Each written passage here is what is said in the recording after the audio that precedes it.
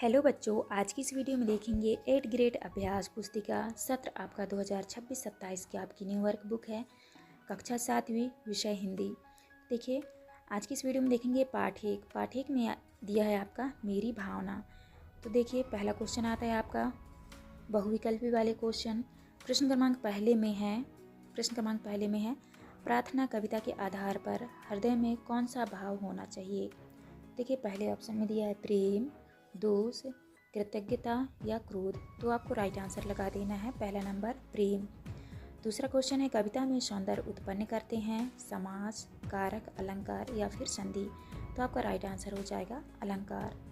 इसके बाद देखिए नेक्स्ट है आपका तीसरा, दूसरों की उन्नति को देखकर किसका भाव नहीं आना चाहिए।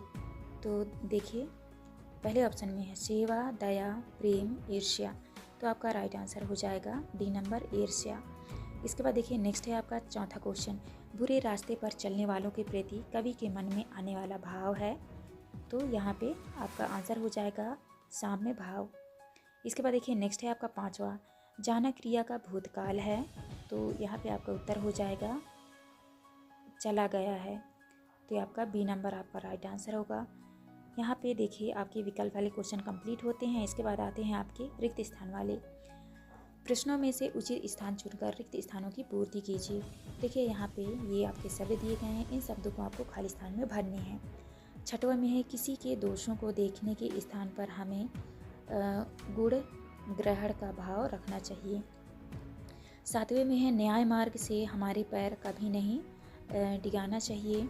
और आठवें में है दीन दुखी जीव को देखकर आपके मन में आने वाला भाव करुणा है। और नौवें में है सरल सत्य व्यवहार करें, पंक्ति में अनुप्रास अलंकार है। और 10वीं में है श्याम पाठ है पढ़ेगा, यह वाक्य भविष्य काल का है। तो आप इस तरह से खाली स्थान भरेंगे। इसके बाद देखिए यहाँ से आपके स्टार्ट होते हैं आदि लघु उत्तरी वाले क्वेश्चन।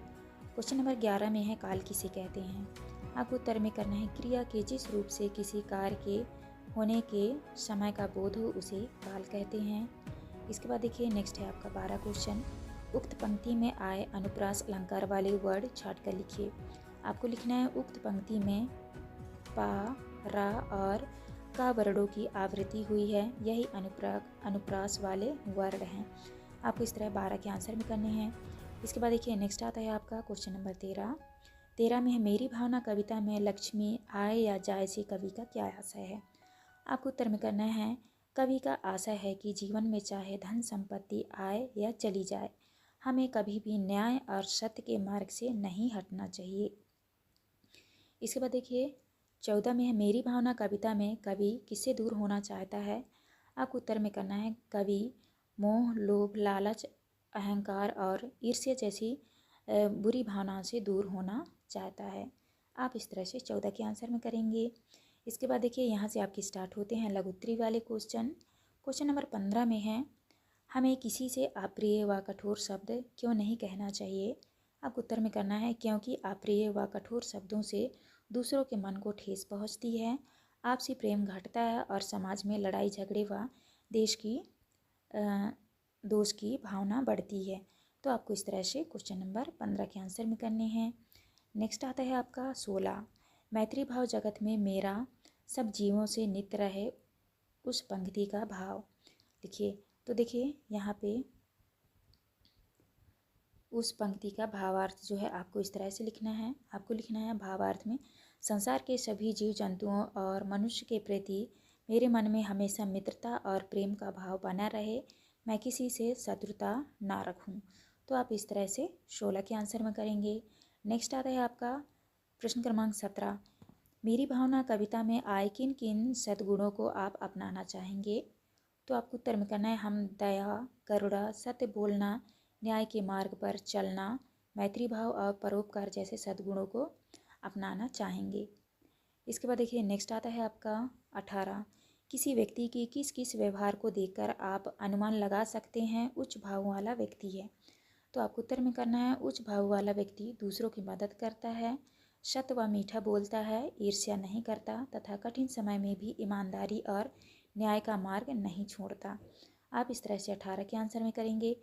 नेक्स्ट आता है आपका दीर्घ उत्तरी वाला क्वेश्चन। क्वेश्चन नंबर 19 में है न्याय मार्ग पर डटे रहने के लिए हमें किन किन बातों से दूर रहना चाहिए।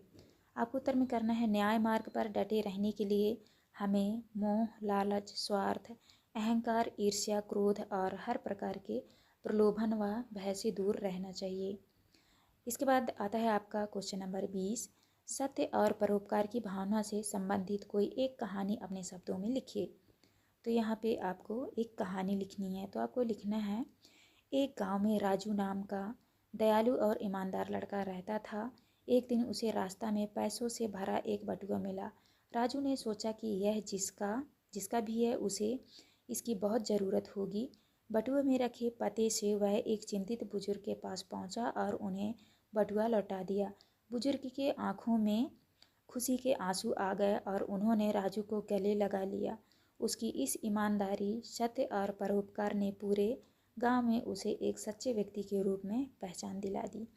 तो आपको इस तरह से एक कहानी लिखनी है।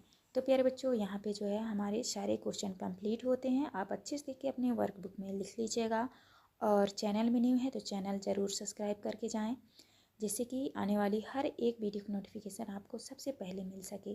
तो चलिए मिलते हैं अब नेक्स्ट वीडियो में।